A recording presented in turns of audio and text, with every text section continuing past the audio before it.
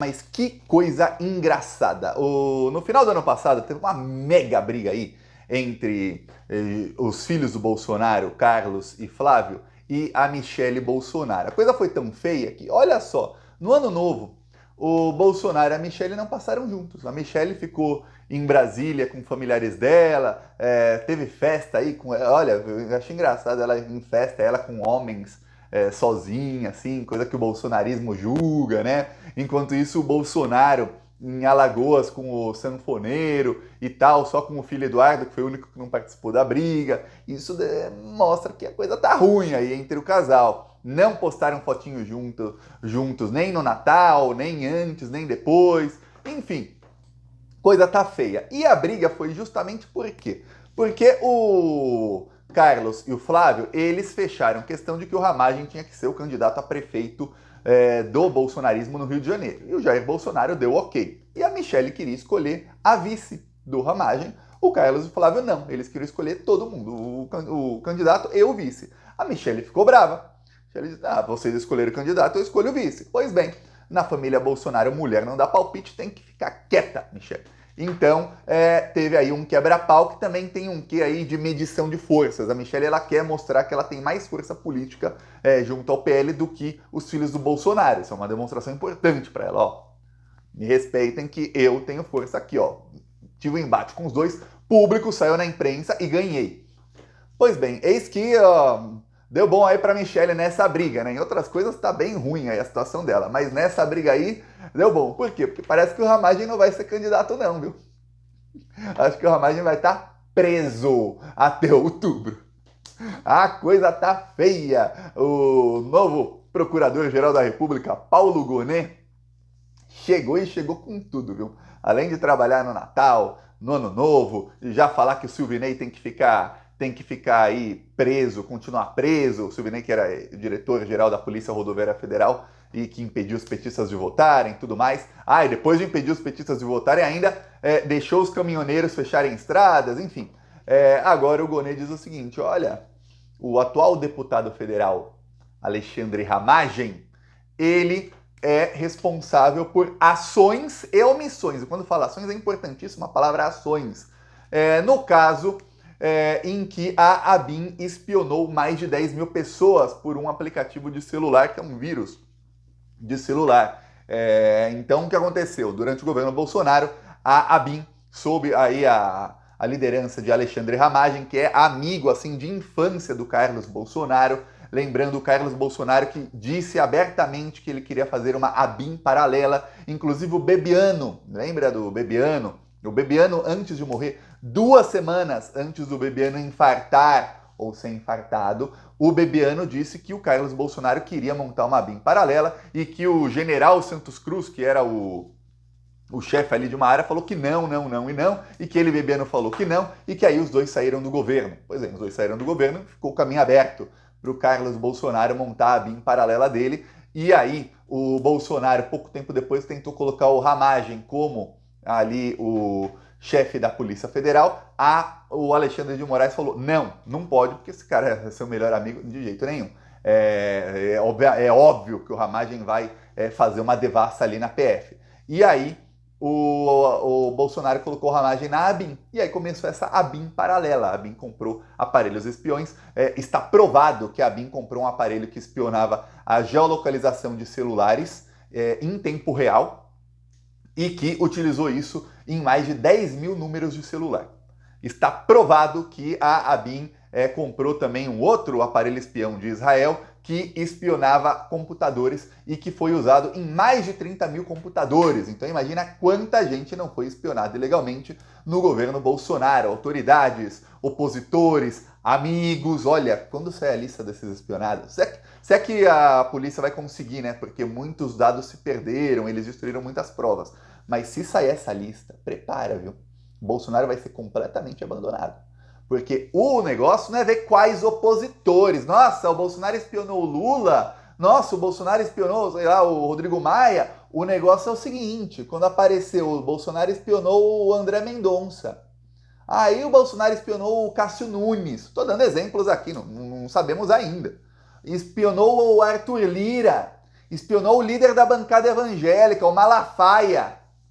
Aí a giripoca vai piar, viu? Aí vai ser feio pro Bolsonaro. Aí muitos que já estão virando as costas vão virar mais ainda, e os que não estão virando ainda vão virar as costas para essa família aí. Pois bem, o Bolsonaro obviamente vai tentar falar, não fui eu, era o meu filho Carlos. Mas peraí, mano. Peraí. Não. Não vem com essa, não. Era o Carlos, tá, e se o Arthur Lira se encontrasse com o Lula, ele visse a localização do Arthur Lira e do Lula no mesmo lugar secretamente, ele não ia retalhar o Arthur Lira? Não, né? Não. Como era o Carlos, ele ia fingir que não aconteceu. Só dando um exemplo aí, não aconteceu, né? Mas imagina. Pois bem, e aí o que acontece? A Procuradoria-Geral da República falou, tem ações do Ramagem, ou seja, o Ramagem agiu para que tudo isso aí acontecesse, para espionar essas pessoas, e omissões, ou seja, enquanto, lembremos, o número 2 e o número 3 da BIM estão presos até hoje. Eles fizeram isso tudo e o Ramagem se omitiu, ele não falou para a justiça. O Ramagem, a defesa do Ramagem disse o seguinte, por que a Procuradoria-Geral da República soltou aí relatório? Porque relatório não, soltou aí uma decisão. Porque a defesa do Ramagem disse que, olha, não tem nada contra o Ramagem, ele, assim que ficou sabendo que tinha algo errado, ele comunicou à Polícia Federal, viu? Sabe quando ele comunicou à Polícia Federal? Depois que foram presos os comparsas dele. Quer dizer, eu nunca vi essa. Então imagina um cara, ele tá num grupo que mata uma pessoa. Tá lá uma quadrilha de vários, mata uma pessoa. Aí quando vão presos alguns do grupo, um dos integrantes do grupo, que no caso é o chefe, vai na polícia e fala, olha, aqueles caras mataram alguém, hein? Sendo que ele é um dos investigados. Tá bom. Olha, esse bolsonarismo é de uma... Eles são de uma cara de pau. Olha, no poder judiciário. E sabe qual é o pior? Se fosse a Lindora Araújo, ela falava, realmente, não vi nenhuma conduta errada do senhor Ramagem aqui. Realmente, esse cara não deveria ser retirado das investigações. E aí ela ia tentar atrapalhar a investigação da Polícia Federal. Como é o Gonê, o fato dele estar aí opinando nisso aí, indica, e falando que tem ações e omissões, indica que a Polícia Federal já compartilhou a investigação toda com ele. Então veja o tanto de coisa que está acontecendo aí, que a gente não fica sabendo porque são investigações sigilosas. Mas aí vaza uma coisinha ou outra e a gente fica sabendo demais. Porque, nossa, o Gonê está opinando nisso. Obviamente, a Procuradoria-Geral da República tem que dar parte em todas as partes das investigações. Mas, quando ele começa a falar termos de quem está a par de provas da investigação, significa que ele teve acesso. Antes, quando era Augusto Aras, não. A Polícia Federal dava acesso a poucas coisas, emitia um relatório, às vezes no relatório tinha ali coisa escrita e não estava no relatório a prova. Por quê? Porque se mostrar a prova, é capaz de que saibam como se chegou àquela prova e gente que ainda está solta atrapalha a investigação. Ou até os que estejam presos consigam, por meio dos seus advogados, acionar aí para atrapalhar a investigação. Então, às vezes, a polícia diz, sabemos que aconteceu isso, isso e isso, viu? Mas não diz por quê. E sempre que acontecia isso no mandato do Augusto Aras, ele ou a Lindora Araújo, ou o subprocurador lá, o Carlos Frederico Santos, eles diziam que, não tem prova disso. Exemplo, quando a delação do tenente-coronel Cid chegou na Procuradoria-Geral da República, porque a Polícia Federal resolveu confiar um pouco na Eliseta como PGR, o Carlos Frederico Santos, que acreditava-se que não era bolsominion, que ele ali como subprocurador, ele estava meio que aliviando porque era o Augusto Aras, ele estava ali numa saia justa de contrariar o chefe, ele com a Eliseta, em que ele poderia fazer o que quisesse, ele chega e fala, recebe aquilo, em vez dele ficar quieto, não importa a opinião que ele tem da delação que ele recebe, ele podia ficar quieto. Não, ele vai lá dar entrevista para Veja, de todos os veículos aí, ele escolheu a Veja, que é quase como se fosse escolher o Estadão ou a Jovem Pan, se bem que a Jovem Pan ultimamente está bem mais fininha, né? E vai lá num dos piores veículos e dizer que não tem prova, a delação é fraca. Aí os bolsonaristas ficaram ali semanas, até agora se fala de delação de Cid, eles dizem, até o procurador disse que não tem provas. Pois bem, caía nele ou alguém, eles aliviavam. Agora não, agora cai no Gonê, se compartilha coisa com ele, já pelo visto compartilhar, ele já chega e fala, realmente tem prova aqui contra o fulano. Ramagem ainda não está preso. Ainda não.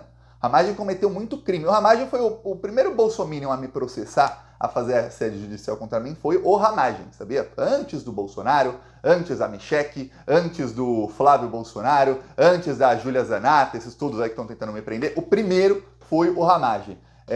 O Ramagem que, lembremos, o Carlos Bolsonaro publicamente no Twitter, para todo o Brasil ver, assim, porque no Twitter fica lá para qualquer um ver, falou que marcou ali a Polícia Federal e disse que eu tinha que ser investigado. Logo depois o Ramagem, que já me conhecia porque já tinha me processado, começou a mandar o pessoal dele atrás de mim. Então é capaz de eu ser um dos espionados, mas aí não tem problema. Estamos todos aqui, todos felizes, o Lula é presidente, o Ramagem vai ser preso. Irrelevante. A relevância, eu vou falar, é quando pegarem as autoridades que forem espionadas. A giripoca vai piar pro lado do Ramagem. Por isso, se fosse, olha, nossa, o Ramagem espionou meia dúzia de ativistas, eu vou falar, capaz dele não ser preso até o final do julgamento. Ia ser denunciado, tal, demorar talvez 2, 3 anos para ele ir para a jaula.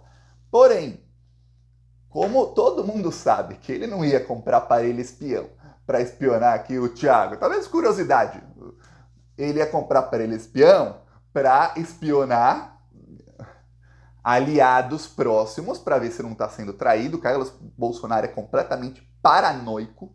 Ele tem ali crises de paranoia. O Jair Bolsonaro também. Sempre que o Jair Bolsonaro, isso era notório, muitas matérias, muitas eu vou falar assim, talvez centenas de matérias em dias diferentes, de veículos diferentes, falavam, principalmente quando estavam juntos Bolsonaro e Carlos Bolsonaro, sobre como o Bolsonaro ficava mais paranoico, como ele tinha ali uma síndrome de que tá todo mundo contra ele e o traindo. Então, eu te falo, eu garanto, tem aliado do Bolsonaro que foi espionado também pela abinha aí do Ramagem e do Carlos, e que, obviamente, a informação chegava no Jair. Não pense que não.